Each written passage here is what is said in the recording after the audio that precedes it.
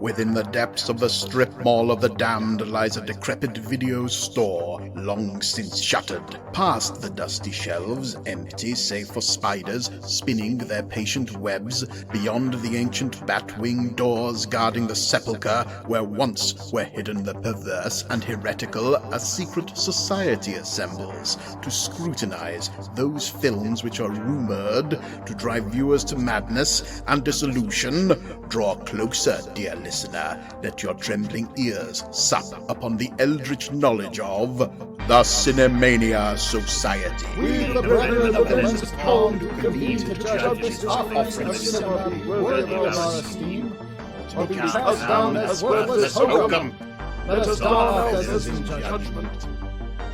We return once more from recess, spirits cleansed of Cinemania, and will hereby resume our scrutiny of Jerzy Skolimowski's 1978 film, The Shout. The story so far. The Society has judged and found guilty Jerzy Skolimowski's 1978 film, The Shout. This psychosexual drama is a story about a story told by a sociopathic narcissist at an asylum cricket match, which features Alan Bates, John Hurt, Susanna York, and Tim Curry. The themes raised by this movie provoke the Society to a prolonged discussion about the power of story to define reality, as well as abuse by charismatic psychopaths claiming magical powers. Before the meeting could be adjourned, Brother Ethan asked the Society to remain in session so they could interview a special guest expert on the subject of the occult. And with that, let us rejoin the conclave still in session. Oh, Brother Ethan, you mentioned you mentioned a guest would be... He's in the guest Shut room. up! Shut...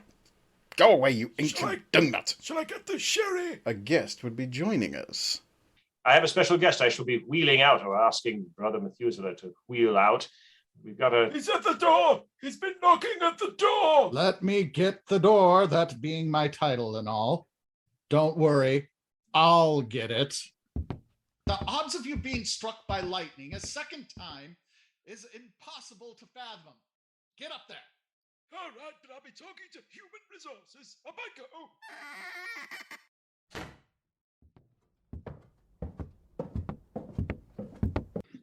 Brethren, I would like you to welcome to our conclave Alex. Alex goes by Trash Shaman. Please introduce yourself to the conclave, Alex. Hi, Brother Ethan, and hi to all of the brothers, and thank you for having me in your wonderful podcast. I'm what you could consider an expert in the occult matters, mainly as a user end of the product. And I chose that moniker because in my pursuit of kooky knowledge, I have to deal with a lot of human garbage.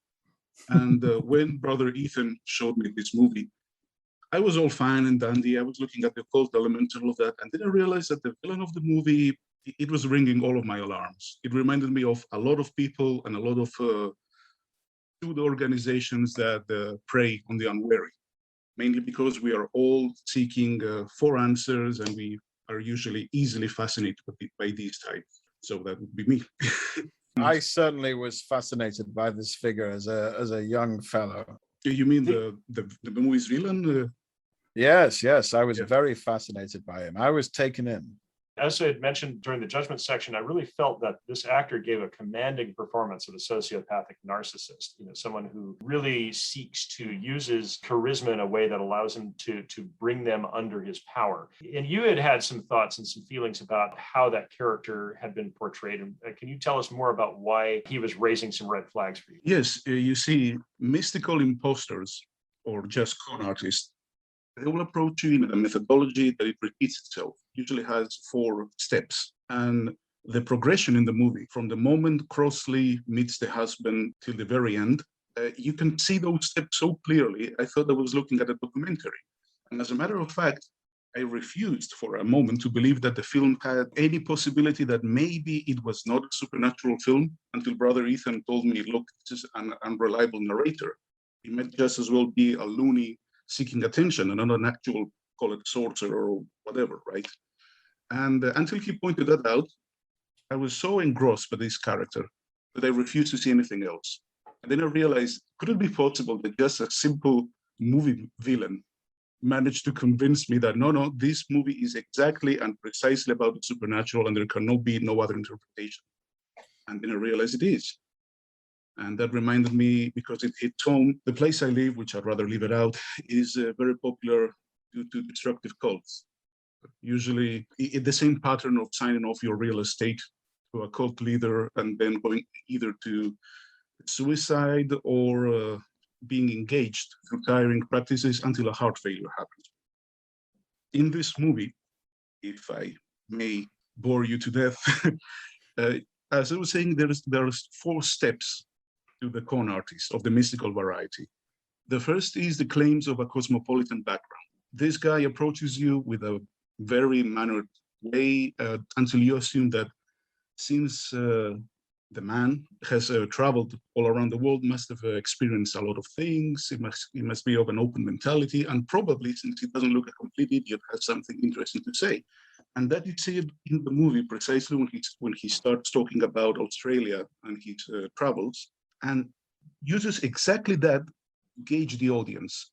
Sorry, not actually the audience, the ones watching the movie, but the relationship between the husband and the wife. Because first, he fascinates. Then he introduces escalating tales that, of course, you cannot immediately verify. The practice of aborting children. I'm not very sure if that is a real thing in the Aboriginal culture of Australia, but it manages to shock the wife and puts a wedge between them. And then it goes straight into the third phase, where this guy is giving suggestions that there is maybe a supernatural element, things that the husband would like to participate in, but at the same time, he's pushing him away from the wife. Like, look, she's hysterical. She's a stereotypical bad woman. You can see this guy is a clear misogynist and a manipulator at that. And the scene where he demonstrates the shout, if you noticed, he puts him through a lot of physical exertion. He makes him walk around until he drops or rolls down a dune. As the viewer, you might think, no, the shout actually happened. But it is also another red flag. The cults usually put their initiates, or rather their victims, through extraneous physical activity. Sometimes locally here, I've heard the practice of making you recite the alphabet backwards, on and on and on and on an empty stomach. Horrible stuff. And when, after he demonstrated the shout, you can see that he cuts communication with the husband, approaches the wife, which has been left vulnerable, not because she's a woman, don't get me wrong, but because she has the lack of support that her husband is. You can also see in the movie that apparently she's not as sociable as the husband. She has nowhere else to turn to. At least the husband has the shoemaker to interact with, his parish at the church, he plays the organ, all of that. So the fourth phase is keeping you hooked by making you believe that you're going to miss out. As you can see, this guy becomes very brash, very prone to mood swings. It makes the husband feel afraid that maybe if he doesn't comply completely to all of his demands, or whatever they might be, he will miss the chance of witnessing a second shout or going deeper into it. And then, of course, they play on your fear of actually finding out that you've been played. Because if you notice, he keeps on going back to Crossley, even to the point when the guy kicks the chair across the room and tells him to move out because he's going to have sex with his wife. He's still in the middle of a haze of this cannot be happening. That is all because if the husband realized at that moment, look, I've been an idiot all along, that would destroy him in his psychology, even more than whatever Crossley could do. And that is why we witness the mental breakdown at the end of the film. The guy is so destroyed by this notion that he had been an idiot all along that he cannot live with himself anymore. It just occurred to me that what he tells you as an unreliable narrator, this is a true story, but he's going to vary the details. You just laying out the way that plays out with a pathological narcissist cult leader, con man person. He's telling the story about what he does to people. And this plays out the same way in any interaction with anybody else. He just varies the details. So he's telling a true story, which is another thing about people who have a psychopathology, is that they tell you usually right out front. And they tell them honesty. Yeah, they tell the truth on themselves. First thing, and then it's on you whether or not you believe them. Like, that's just a classic thing. Like that, bad people tell you they're bad people. Listen to them because they're telling you the truth. Before we continue any further, I do feel another ritual cleansing is called for. We shall prepare the soaps and our many tools and our communal bathing basin that we all will stand in together, and we will enjoy with each other the ritual cleansing of commercial enterprise before we go on. Okay? I swear, capitalism brings me to a lather.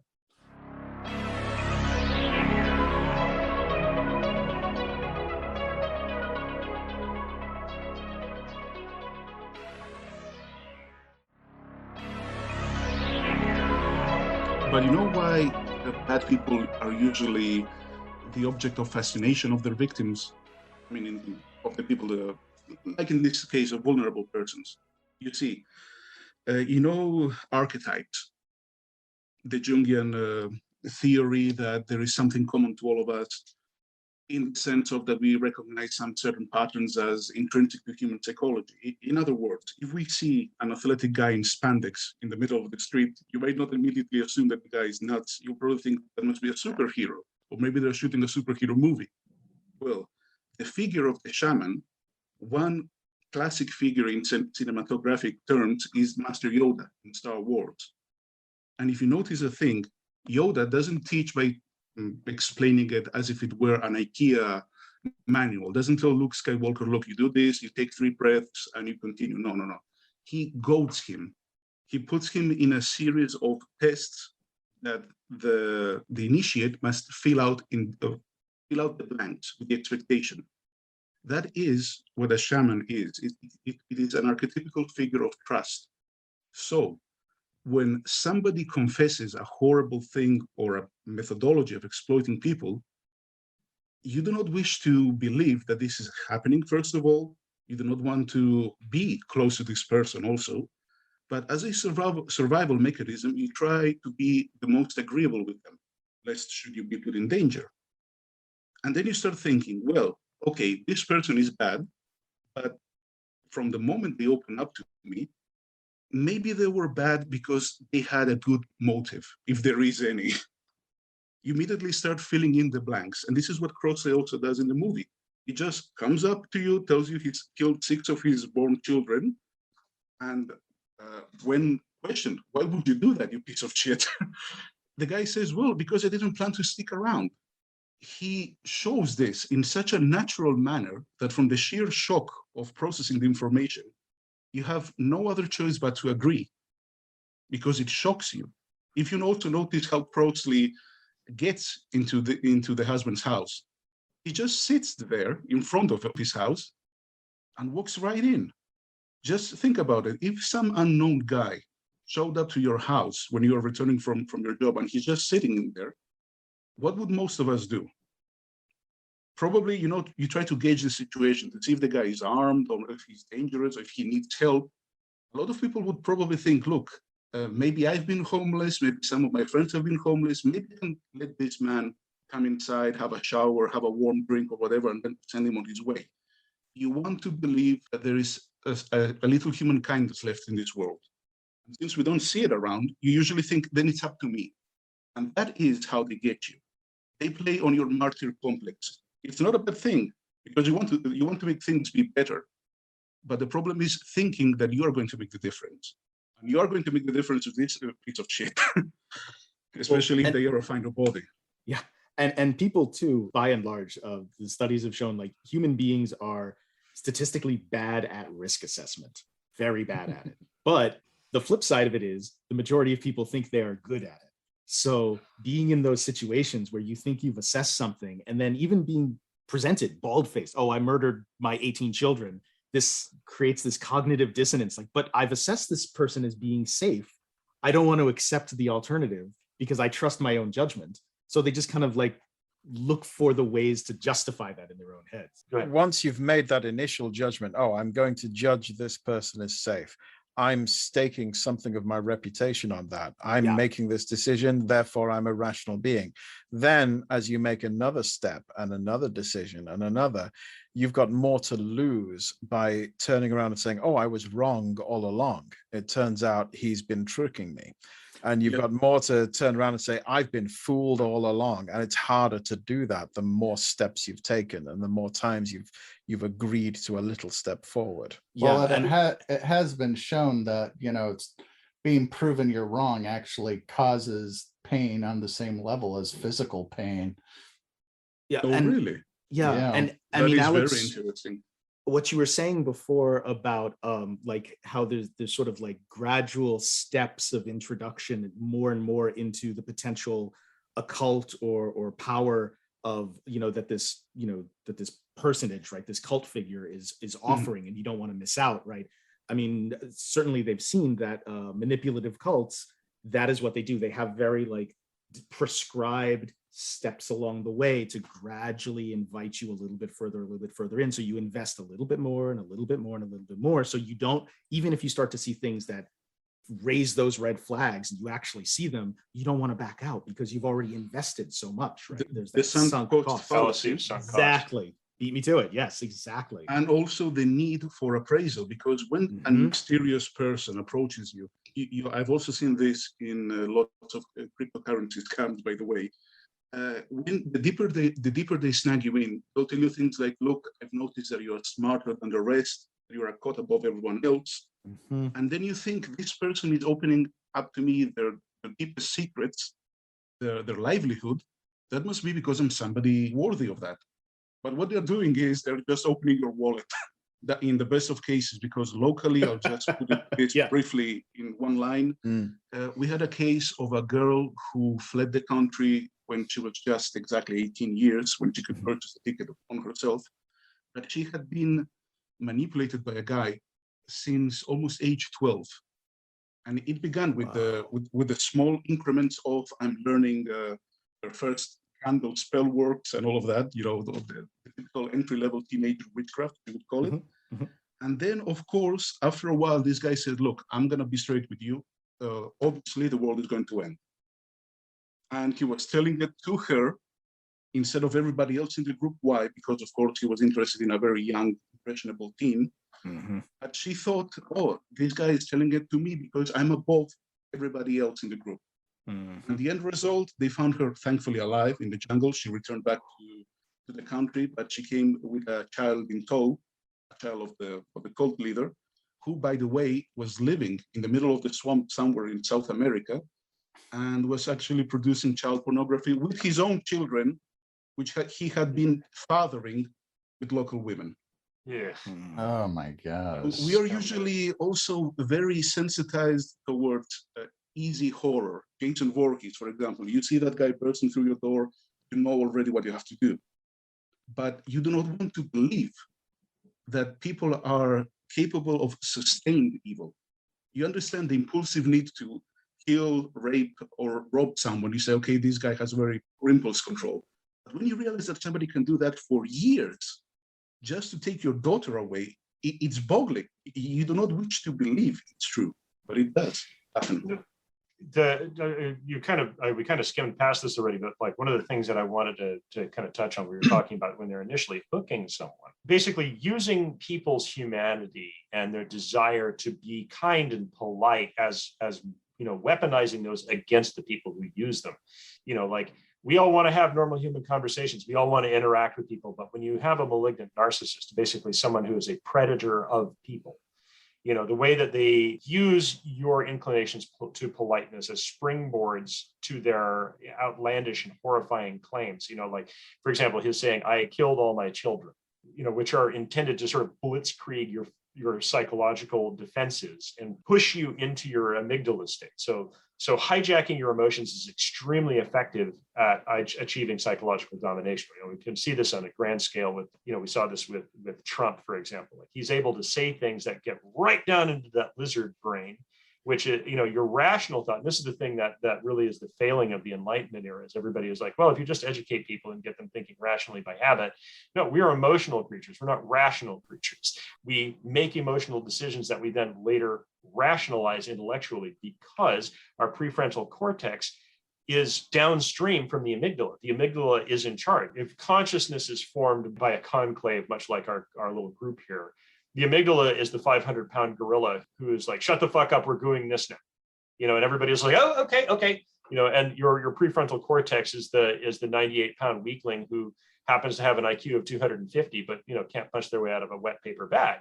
And the amygdala is like, nope, survival reflex, let's get you in there. So it's really effective at shutting down executive function, rational thought, and putting you into that state. And people, like Crossley in this movie, but like these grand sociopaths that are kind of running society, are really effective at triggering your amygdala and putting you into that fear state, into that lizard brain state.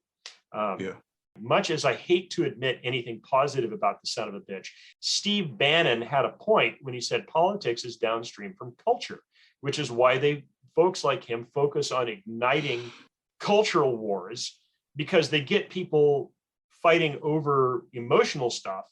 And then if you can get them retelling the story to themselves, then you can affect where politics flow from there. That's the sort of the politics of the big lie. I'm sorry, I'm getting off onto a tangent here. Tribalism and the tendency of creating false memories. That's what they play you on.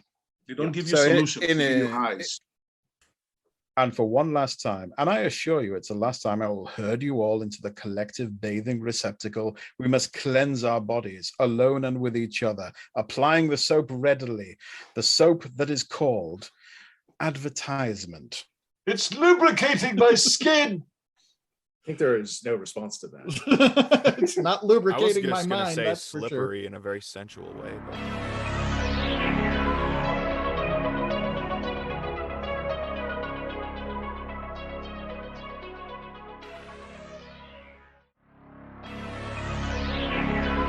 In effect, the terror shout may not be real, but the terror is very real and can affect us and can cause us to do things, and should be something we're all aware of. Very well put. This is why some of the most ancient methods of killing somebody through sorcery, anthropologically speaking, are not doing something behind their backs. It's actually making it public. In Louisiana and New Orleans, it was one of the practices to leave the dolls at somebody's doorstep, or even more horrifyingly, nail a rooster to the door. When you would see that, you would just psych yourself into an early grave by playing on your nervous system. So that is also one of the things I wanted to mention. So admittedly, my study of occultism, what some people also call chaos magic, is limited. I mean, I've studied, as I said, physiology, clinical psychology to a degree. And I understand that a large part of occult practice is psychology, which is to say sort of whether positively or negatively hijacking the placebo / nocebo effect for the benefit of either the subject, the practitioner, or both. Just for those listeners, they don't necessarily know, the placebo effect is when your brain affects a positive change in the body because it's been influenced by an outside source, so like commonly a sugar pill. Nocebo is when the brain affects a negative change for a similar reason. So for example, if you tell someone they're going to feel better after you give them a pill or say a blessing, they often do. Or if you tell them that this pill you give them has side effects, those side effects will sometimes manifest. Or if you pronounce a curse, like you tell someone their land is cursed, then suddenly it doesn't produce anything. Well, it's because these people have been influenced to think, well, this land isn't going to produce anything, so I don't put in as much effort into it. And the placebo effect is inarguably powerful. I mean, double-blind studies have shown effect sizes can be greater than 50%. In the US, in order for a new drug to be approved by the FDA, it has to demonstrate an effect size greater than placebo. And what's interesting is that many psychiatric medications have effect sizes only marginally better than placebo. So what I wanted to ask you is that, because the human mind is a pattern recognition machine, and it's how we survived as hunter-gatherers, and we're really good at recognizing patterns, even when there is no pattern there, and they're in play whether we want them to be there or not. Like, for example, like you learn a new word, and then within 48 hours you hear it again, or you get fixated on a specific number, let's say like the number 23, and suddenly you start seeing things adding up to 23. How would you parse the practice of magic as being like hacking the placebo effect via pattern recognition abilities of the brain versus things that are legitimately inexplicable? There is a worrying trend with I rather like to call the occult as I refer to it as sorcery, because etymologically speaking comes from the root word to sort out. And that is what most of rituals, most of practices consist about. The only way to know if what you're doing is inducing hysteria on yourself for the body to kick in and heal whatever troubles you have, or the mind, is when you are doing something that you do not need the recognition of others to demonstrate. For example, most of the practices we are familiar with through either Hollywood or the things we know involve group rituals, involve an audience. That is also what the shamans do. They induce a certain mental state on a person to create changes, whether for good or bad. That's on the primitive scale.